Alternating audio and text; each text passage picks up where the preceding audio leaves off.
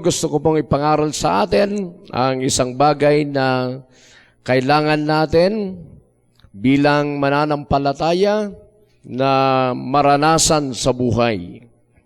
Ang gusto kong ipangaral ay experiencing God. Kailangan natin maranasan ang tunay na pagka-Diyos ng Diyos. Hindi lang natin kilalanin ang Diyos sa ating isipan or sa history, kundi kailangan natin makilala ang Diyos sa pamagitan ng experience. Amen. Tayo pa'y manalangin para ipakita sa atin ng Panginoon ang mensaheng ito. Hallelujah. Manaming Diyos, Ikaw ang Diyos na tunay, na buhay, na kumikilos, gumagawa ng mahimala. Ikaw ang Diyos na tunay na nasa aming puso, nasa aming buhay. Even here on earth, You are the God who is everywhere. So, kailangan namin maranasan ang iyong pagka-Diyos. Hindi ka lang namin makikilala sa history, but through experience. So we ask Your power, the power of Your Spirit, to help us to experience Your fullness. Salamat, Panginoon, Ikaw ay tunay na Diyos na dapat namin makilala sa pamagitan ng experience. So thank You for giving us this knowledge and revelation in Jesus' name. Amen. Praise God. Titingnan natin ang Ephesians chapter 3 verse 18 to 19. Ephesians chapter 3 verse 18 to 19. Sa NLT tayo. Basahin natin sa English, NLT. And may you have the power to understand. Ito po yung pinapanalangin ni Paul sa mga taga-Efeso. And may you have the power to understand, as all God's people should, how wide, how long, how high, how deep His love is. Verse 19, may you experience. Tinignan natin yung word dito na experience. And may you experience the love of Christ. Though it is too great to understand fully, then you will be made complete with all the fullness of life and power that comes from God. So dito natin makikita yung word na experience sa NLT. Kailangan natin maranasan ang pag-ibig ni Kristo. Bagaman masyadong napakalaki, it's hard or is too great to understand fully, but we can experience His love. Amen? So, pag ating na-experience ang kanyang pag-ibig, then you will be made complete. Yun ang kayang gawin ng experience. Pag may experience natin ang fullness of God, doon tayo makumplito.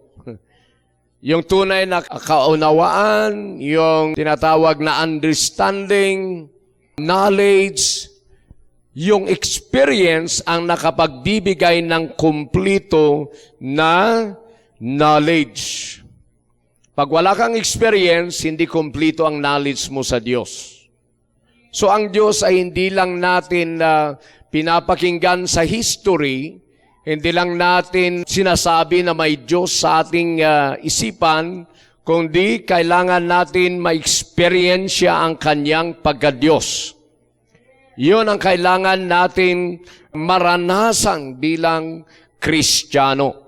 So, sa akin, yun ang gusto ko. Pag sinabi ng Diyos na siya'y makapangyarihan, gusto kong ma-experience ang Kanyang kapangyarihan. Pag sinabing niyang siya'y punong-puno ng pag-ibig at ako'y Kanyang inibig at minahal, gusto kong maranasan ang Kanyang pag-ibig. Pag sinabi niya na siya'y nagpapagaling, gusto kong maranasan ang kanyang pagpapagaling. Pag sinabing niyang siya ay Diyos na nagpapayaman, gusto kong maranasan ang kanyang pagpapayaman or gusto kong maranasan na ako'y yayaman through Him. Ayaw ko yung nakikilala ko lang ang Diyos sa theory or history. I want to experience Him in my life. Amen? Kaya sabihin nga natin, gusto kong maranasan ang pagka-Diyos ng Diyos. Amen. Praise God. Titingnan natin yung mga nasa banal na kasulatan. Ang isang dapat natin makita sa experience ay sa Romans 5, verse 3 and 4. Romans chapter 5, verse 3 and 4. Makikita natin dito ang isang bagay na doon natin ma-experience ang pagka-Diyos ng Diyos. Verse 3 and 4. Sa NLT, we can rejoice too when we run into problems and trials, for we know that they help us develop endurance. Verse 4, and endurance develops strength of character, and character strengthens our confident hope of salvation. Pero sa King James Translation sa verse 4, and patience, your endurance sa NLT. Okay? And patience, experience. Yun sa King James. Patience, and then experience. And experience, hope.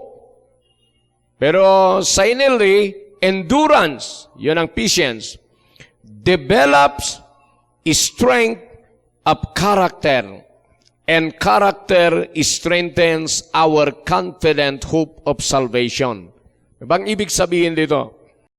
Bakit sa King James Translation ay experience?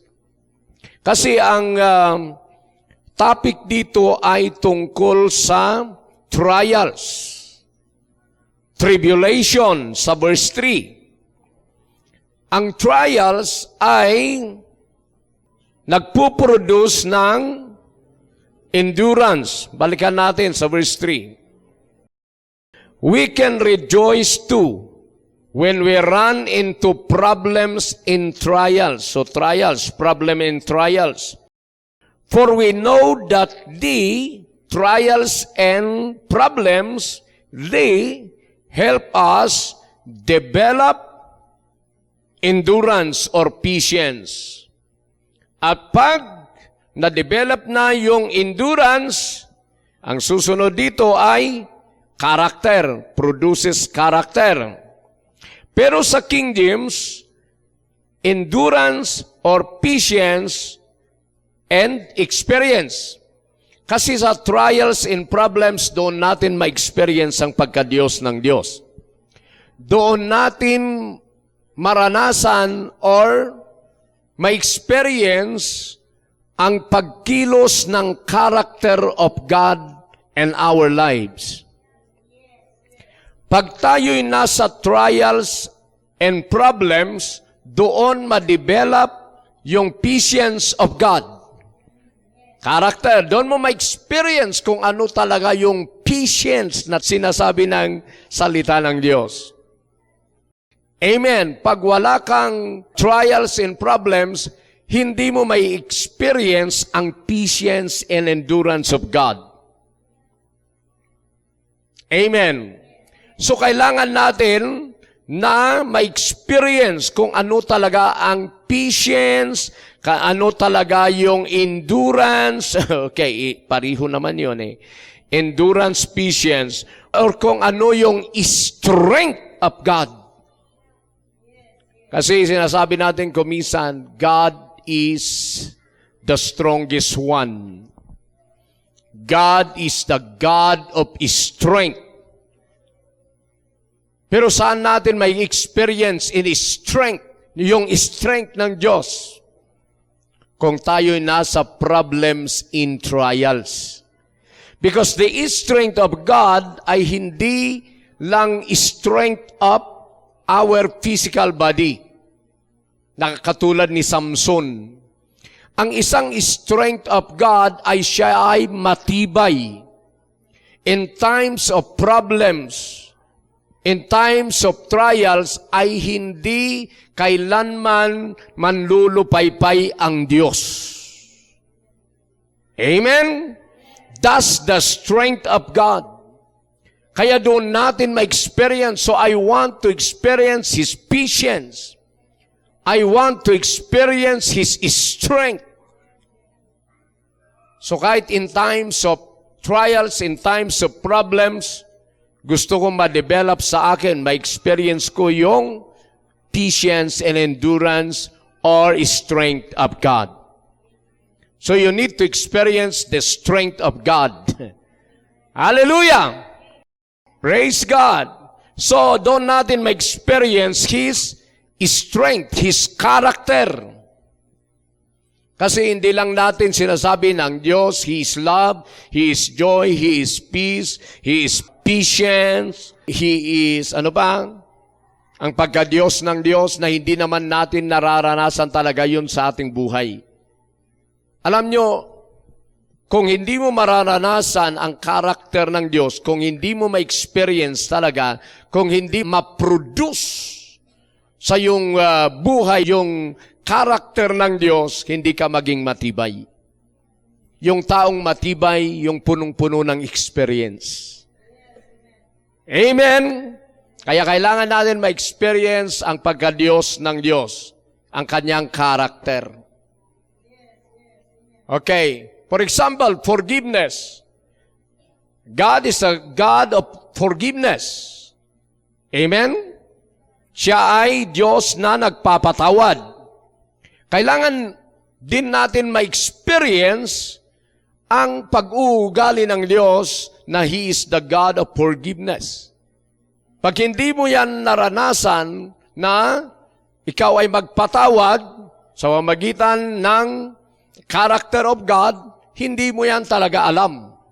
Hindi mo yan talaga na isa sa buhay. At pag hindi mo na isa sa buhay, wala kang knowledge. So you need to experience the forgiveness or how to forgive. Amen. Hallelujah. So, yun ang isang dapat natin ma-experience, the character of God. Sabihin nga natin, gusto kong ma-experience ang character of God. Amen. Pag-uugali ng Diyos, katangian ng Diyos. Amen. Next na dapat natin makita, na dapat natin ma-experience ay His blessing. His blessing, may nangyari sa buhay ni Laban at saka si Jacob noon. Sa Genesis chapter 30 verse 27. Genesis chapter 30 verse 27. Dito, dahil naranasan ni Laban ang pagpapala ng Diyos, ang pagpapayaman ng Diyos sa kanya, doon niya nakita yung tunay na pagkaimportante ni Jacob sa kanya because of God's blessing. Alam niyo, kung minsan ang Diyos ay kumikilos sa mga iba't ibang paraan, iba't ibang way na nagpapayaman sa mga taong gusto niyang payamanin. Pero dito sa time ni Laban ay kakaiba. Kung bakit siya yumaman ay dahil kay Jacob. Titingnan natin, nangyari. And Laban said, sa King James po tayo, and Laban said unto him, I pray thee. Okay. If I have found favor in thine eyes, yan sabi ni Laban kay Jacob, tarry, for I have learned by experience, amen, that the Lord has blessed me for thy sake. The Lord has blessed me because of you. Paano nalaman ni Laban ito? Through experience. Na-experience niya ang pagpapala, ang pagpapayaman ng Diyos sa kanya because of Jacob. Hallelujah! Kung titingnan nating mabuti ito, si Laban ang naka-experience ng blessing. Sa ibang translation, okay, sa NLV, please listen to me. Sabi ni Laban, I have become wealthy, for the Lord has blessed me because of you. Pero sa King James, sabi niya, for I have learned by experience. Kaya pag hindi nyo talaga napag-aralan through experience ang pagpapayaman ng Diyos, hindi tayo tunay na matibay sa pananampalataya sa Diyos. Si Laban, na-experience niya yon, kaya ayaw niya na umalis si Jacob kasi na-experience niya na sa pamamagitan ni Jacob siya yumaman. Kaya doon niya binigyan ng kahalagahan yung presensya ni Jacob sa kaniyang pamilya o sa kaniyang mga ari-arian na ayaw niyang umalis. Kasi through Jacob, mayroon siyang na-experience na blessing or na-experience ng pagkilos ng Diyos na siya'y pinayaman. Amen? So makita natin dito na through experience, I have learned by experience. Ako rin, lahat ng aking tinuturo sa inyo, I have learned by experience. Naranasan ko ang pinagaling ng Diyos, naranasan ko ang nanalangin or ipinanalangin ng ibang tao ay sila'y gumaling. Lahat ng yun ay naranasan ko. Naranasan ko na ako'y pinagpala ng Diyos. Naranasan ko na ako'y kinausap ng Diyos through vision. Naranasan ko yung talagang audible voice. Naranasan ko yung tunay na revelation. Naranasan ko na sa time of trials, time of temptation, naranasan ko ang strength, kalakasan ng Diyos. Kaya through that experience, I have learned that God is real. Amen. Kayong mga kapatid, mayroon ba kayong nararanasan sa Diyos? Huwag lang Diyos, Diyos, Diyos na wala kang nararanasan. Wala yun. Kung wala kang experience sa Diyos, walang tunay na knowledge at tunay na pananampalataya sa buhay natin. Kaya nakikita natin, madali tayong ma-discourage, madali tayong malinlang, madali tayong mag-give up kung wala tayong experience. Ang pinakamalaga na dapat natin maranasan or may experience ay yung pagka-Diyos ng Diyos. Next, na makikita natin, we need to experience His wisdom. Ang ibig kong sabihin na may experience natin ang wisdom, kung minsan ang ating ginagamit sa ating buhay ay yung wisdom of men.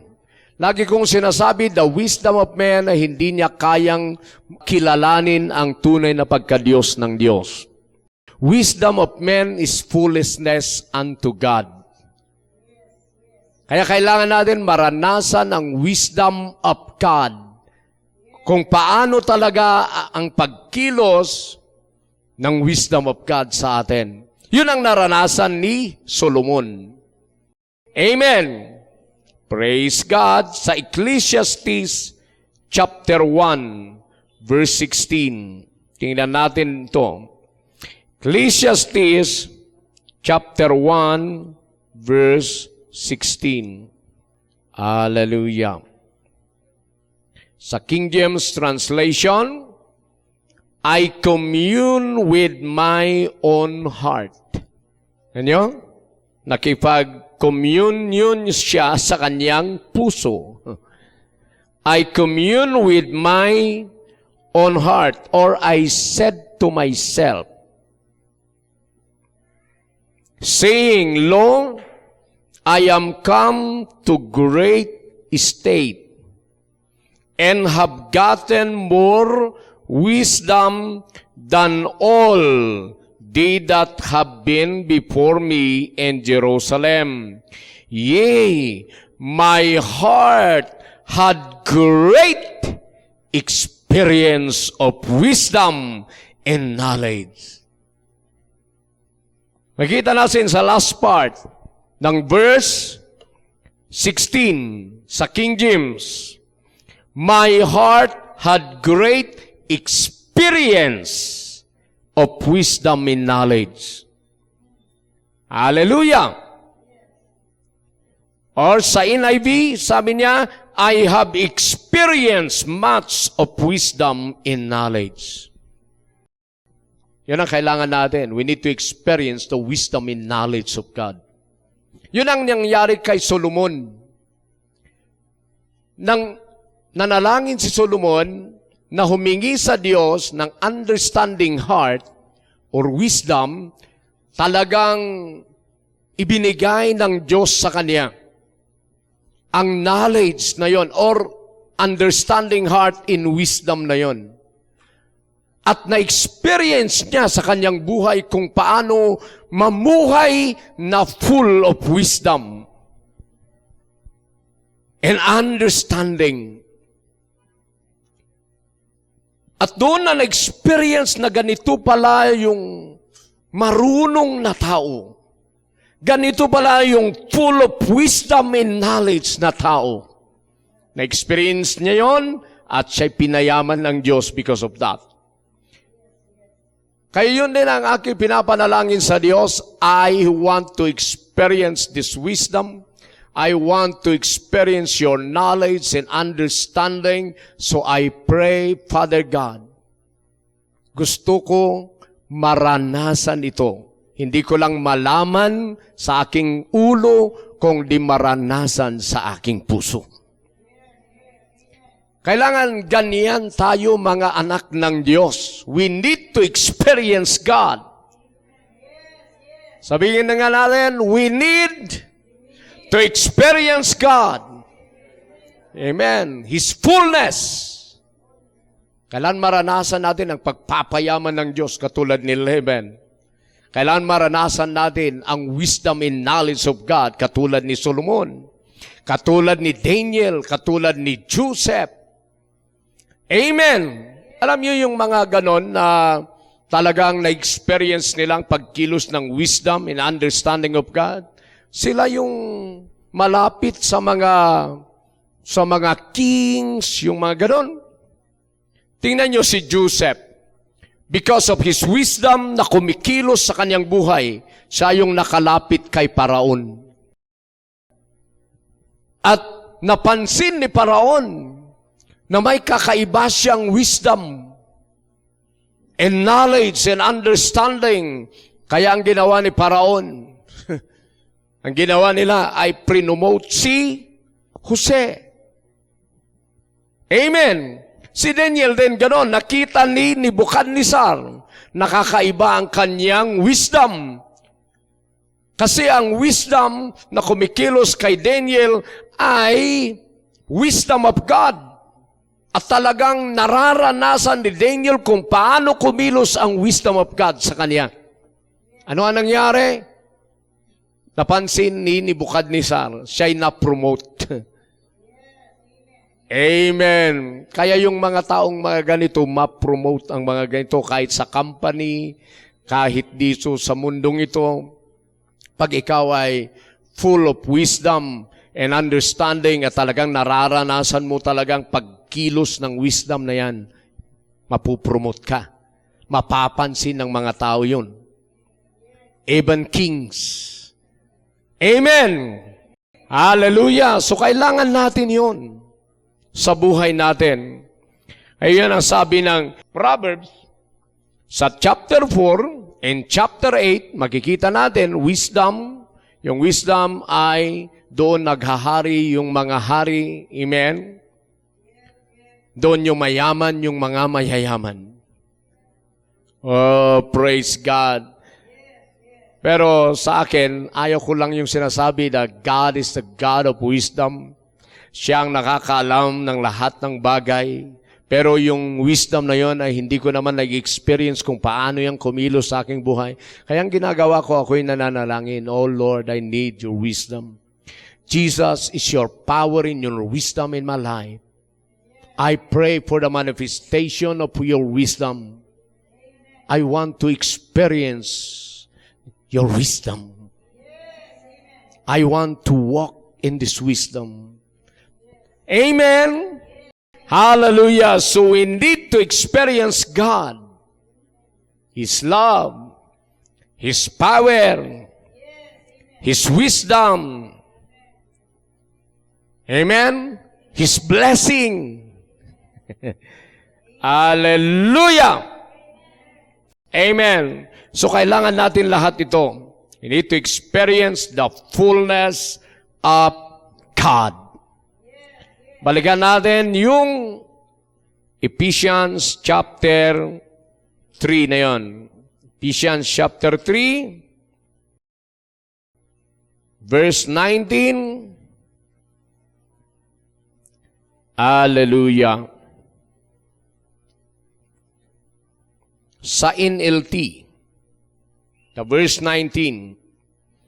Pag ating ma-experience ang pag-ibig ng Diyos or ang fullness of God, doon natin magagamit or doon tayo makakakilos by that power, by that life, kung tunay na na-experience natin. Basahin na naman natin yung verse 19 at saka verse 20. Ganito, may you experience the love of Christ, though it is too great to understand fully, then you will be made complete with all the fullness of God, or fullness of life, and fullness of power. Kung ma-experience mo, amen, doon ka makumplito.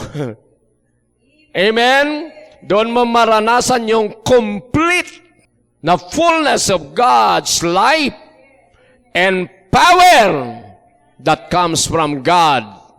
Verse 20, now all glory to God, who is able through His mighty power at works within us to accomplish infinitely more than we might ask or think.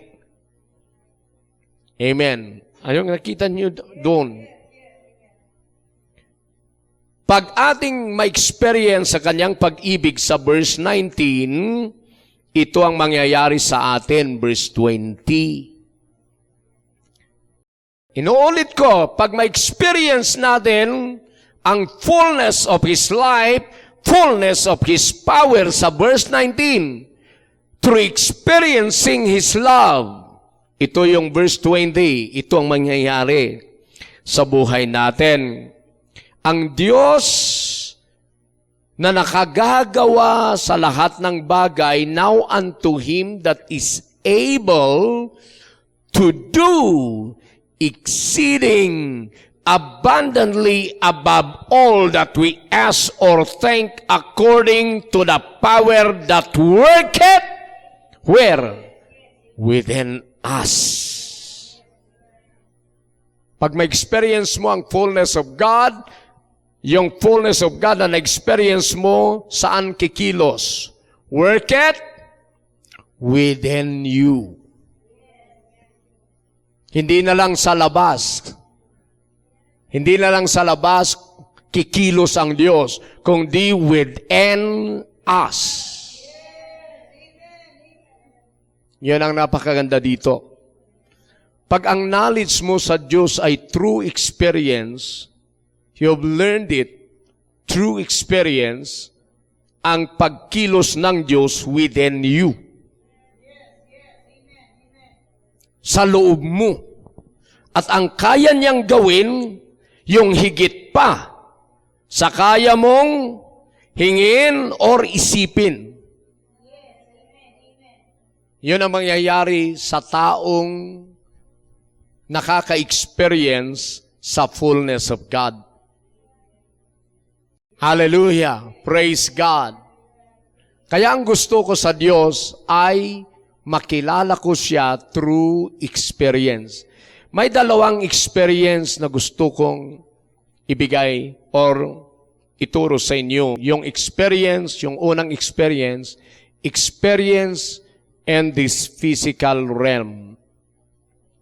Mayroong experience sa physical realm. Amen? Na ginagawa ng Diyos. For example, pag ikaw ay nanalangin tungkol sa physical health at ikaw ay gumaling, yon ay experience sa physical realm. Pag ikaw ay yumaman sa pera, sa material things, yon ay experience sa physical realm. Amen. Okay yun. Pero may isang experience na spiritual experience. Ito yung experience in your spirit. For example, na nakilala mo, na experience mo ang pagkilos ng Spirit of God, the blessing of God in your heart, na naunawaan mo sa iyong puso na ikaw na'y mayaman kahit wala pa yung physical experience, pero in your heart, in your spirit, na experience mo na alam mo na ikaw ay mayaman dahil kay Kristo Jesus. That is spiritual experience. Yun ang naunang naranasan ko sa kayamanan ng Diyos. Hindi ko pa nakita na ako'y mayaman sa pera, mayaman sa material things, pero na-experience ko na yung tunay na revelation in my heart that I am rich in Christ. Kaya nung na-experience ko sa aking puso, na alam ng aking puso na ako'y mayaman na. Oh, praise God. Doon ako naging malakas. Doon ako naging full of joy. Why? Doon na naalis yung mga envy, jealousy sa mga taong mayayaman dito sa mundo. Why? Alam na alam ko. I experience the power of God's richness in my heart. Amen. Alam ko na kung sila'y mayaman, mayaman din ako. Yun ang nangyari. At anong nangyari sa physical realm? Nang nalaman ko yan, na na-experience ko yan sa aking puso, doon kumilos the power of God upang sa ganon ay yung experience ko in my heart ay may experience ko din sa physical realm. Kaya mas mahalaga yung experience in the heart, in your spirit. Isang example. For example, healing. Noong una, hindi ko pa alam talaga na ang Diyos ay nagpapagaling. Kahit sinasabi ko sa aking isipan, hindi ko talaga nararanasan yan. Kaya, nung bago pa akong born again, ang ginagamit pa rin natin, yung dating ginagamit ng mga tao sa mundong ito, yung physical realm.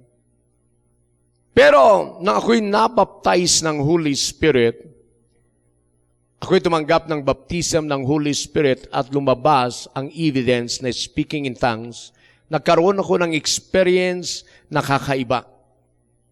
At nakita ko yung message the stripes of Jesus. Yung sinabi niya, by the stripes of Jesus, we are healed. Hindi ko yan talaga maunawaan sa aking ulo, sa aking isipan. Pero lagi kong ipinanalangin, pakita mo sa aking Ama, bakit kami gumaling sa magitan ng mga latay, the stripes of Jesus. Ba't kami gumaling? Hanggat binuksan ng Diyos ang aking experience in the heart, na nakita ko na yung stripes ni Jesus, lahat ng mga sakit at karamdaman ay kinuha niya para sa atin. Dinanas niya lahat ang mga sakit at karamdaman, mga pain. Kinuha niya lahat yon. In my heart, may nalaman ako through experience in the spirit realm na yun lahat ay para sa akin. Yung ginawa niya, yung stripes niya ay para sa akin. Mahirap explain sa word. Pero parang nakita ko, ako sana talaga ang dadanas ng stripes. Yung mga sugat na yon. Pero in my heart, parang in the spirit realm, nakita ko na ang buhay ko, si Jesus, ay siya ay naging substitute ng aking katawan. Na ang katawan ko sana ang dadanas ng stripes na yon, pero kinuha lahat ni Jesus. I experienced that in my heart. From that time on, ako'y nag-umpisang mangaral na talagang nagpapagaling si Jesus Christ. Hanggang ngayon. Kaya prinove naman ni Jesus yon sa aking buhay, sa mga taong pinapanalangin natin, sila'y gumagaling. Kung hindi ko yan nakita, hindi ko yan na-experience in my heart, yung knowledge na yon in my heart, ayaw kong manalangin. Katulad ng mga ibang nangangaral dyan, na sinasabi nila, wala nang himala ngayon. Hindi na nagpapagaling ang Diyos through lay hands. Cast out, wala na yon. Bakit? Hindi nila na-experience the true message of the stripes of Christ. Kaya pag yun din ang knowledge ninyo na hindi true experience in the Spirit, na nakita nyo talaga na kayo ang dahilan kung bakit siya nagkaroon ng mga sugat, ng mga stripes, ay ang experience nyo sa healing ay sa physical lang. For example, pag ako'y nag-altar call, pinanalangin namin kayo gumaling, sa physical lang yun.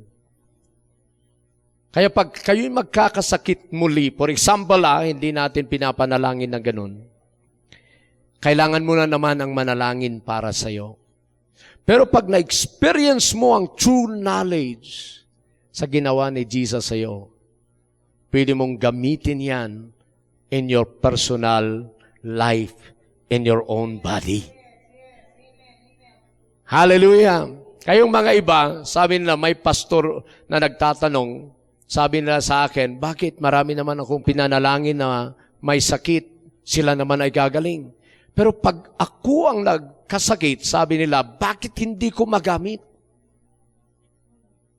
Bakit kahit kagamitin ko at ako'y manalangin, bakit hindi ako gagaling? Bakit ganon? Yung sabi nila, ito ang dahilan. Hindi mo talaga na-experience ang kagalingan in your spirit through the Word. Mangyayari lang yon kung magkaroon ka na tunay na experience na you are healed in your spirit. Ibig kong sabihin, pag hindi mo alam na in your spirit ay you are healthy, na nasa iyo na yung power of Christ's help because of His stripe in your spirit, not in your body, in your spirit. Pag hindi nyo lang alam, hindi mo yan magagamit in your personal life. Kailangan may manalangin para sa iyo pag ikaw ay nagkasakit. Yun din ang experience ng riches. Pag nakita mo lang na mayroon ka ng pera, mayroon ka ng bahay, yung mga ganon, saka mo masasabi na ikaw ay rich. Pero pag na-experience mo, nakita mo in the Spirit na yumaman yung Spirit mo, na nalaman niya na talaga siya'y pinayaman na ng Diyos in Christ, kaya mong sabihin na ikaw na'y mayaman kahit wala pa yung physical realm. Yun ang gusto kong ipakita sa inyo through experience. We need to experience God in our spirit, soul, and body. We need to experience His fullness. Amen? Upang sa ganon ay tayo yung tunay na mananampalataya, na tunay na matibay, na tunay na yayaman, tunay na magiging healthy, tunay na marunong, tunay na may kaalaman sa Diyos, may kaunawaan sa Diyos. We need to experience Him. Hallelujah! Yun po ang mensahe natin. Tayo na po'y tumayo. Hallelujah! At tayo'y manalangin for this experience. We need to experience God in the Spirit first. Amen. Harabahaya rabose. Harabahaya rabose kalabahanda. Father, in the mighty name of Jesus, I pray in Jesus' name. We need to experience your fullness. We need to experience your power. We need to experience your love. We need to experience your wisdom, knowledge. We need to experience your blessing and your character, Father God. Father, I pray for this congregation. Help us in this church. Help us, Father God, to experience your fullness by the power of your Spirit. In Jesus' name, amen. Yung mga interesado na gusto ninyong ma-experience ang tunay na pagkadiyos ng Diyos, let the Holy Spirit flow in your heart. Kailangan ninyo ang pagkilos ng Holy Spirit. Without the Holy Spirit, wala tayong ma-experience. Holy Spirit lang ang nakagagawa ng karanasan natin sa fullness of God. Sampalatayanan natin ang Ama at ang Anak na si Jesus kung ano ang kanyang ginawa. Pero ang Holy Spirit, siya yung manifestor ng experience sa ating spirit, soul, and body. So we need to allow the Holy Ghost to help us to experience the fullness of God. Hallelujah! Hallelujah! Oh, praise God! Praise God! Praise God! Allow the Holy Ghost. Praise God. Praise God. Lift up your hands and allow the Holy Ghost to operate in your spirit and your heart. Praise God. Habang inaawit namin na awiting mga ito, sabihin ninyo, I want to experience your love. I want to experience your wisdom. I want to experience your power. I want to experience your blessing. I want to experience your character, Father God. I receive in Jesus' name. I pray in the mighty name of Jesus that by your Spirit, hayaan mong maranasan ko ang lahat ng iyong pagkadiyos, the fullness of your divine nature. Come on. Praise God. Praise God. Oh, praise God. Praise God. Praise God. Praise God. Praise God. Habang inaawit natin, kayo po ay manalangin sa Diyos. Praise God. And allow the Holy Ghost to impart this experience in your heart. Hallelujah. Na makita ninyo in your heart Praise God. ang tunay na fullness of His love, fullness of His blessing, fullness of His power, fullness of His character in Christ Jesus in your heart. Praise God. Na kahit wala pa sa physical realm, ay makikita nyo na in the spirit realm. Wala pa yung kayamanan sa physical realm, makikita nyo na in your spirit na kayo'y mayaman. Praise God. Maybe hindi nyo pa na-experience ang healing, pero nakikita nyo na in Christ that you are healed. Your spirit is healed and healthy. Praise God. Praise God. Hallelujah! Maybe marami kayong trials, problems na dinadanas. Pero pag ma-experience nyo ang character of God, makikita nyo, mararanasan nyo ang peace and joy. Kahit maraming problema, ay kikilos ang peace and joy of God, His love, His strength.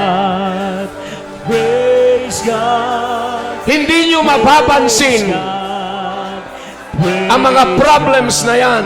Hindi nyo mapapansin ang mga trials na yan pag kikilos sa inyo ang character of God. Kasi mas mataas, mas makapangyarihan, mas greater ang character of God, the fullness of God than this world. Praise God. Praise God. Praise God. Father, we need experience. We pray. We need experience. Help your people to experience your fullness.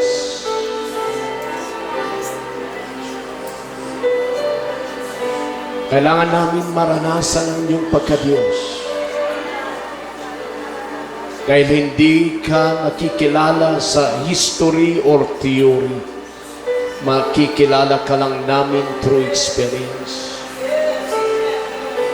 Hurabababa shakaraba. Rundarabahanda. We need to experience your help. And our spirit, soul, and body, we need to experience your strength. We need to experience your blessing in our spirit, in our bodies, in our material needs.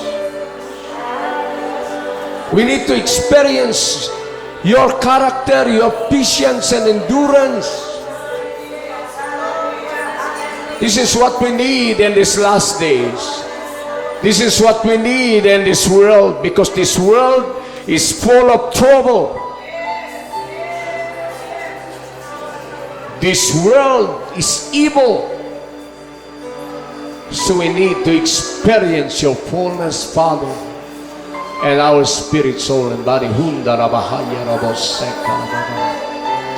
Hundarababababababa shundarabakanda rabakanda rabahaya raboseka. Indarababababa. Come on, let's pray in the spirit now. Let's pray in tongues. Let's pray in the spirit. Undarababababa shakalabahande lelekindarabahaya raboseka. Undarabahaya robosendarabakaya robosendiribakia roboson. Indarabakondarabakaya robosakalabahanderki. Indarabakondarababababasaka. Yes, Father God, God of Enoch, God of Noah, the God of experience. Yarabasakalabahandarababaya robosekarada.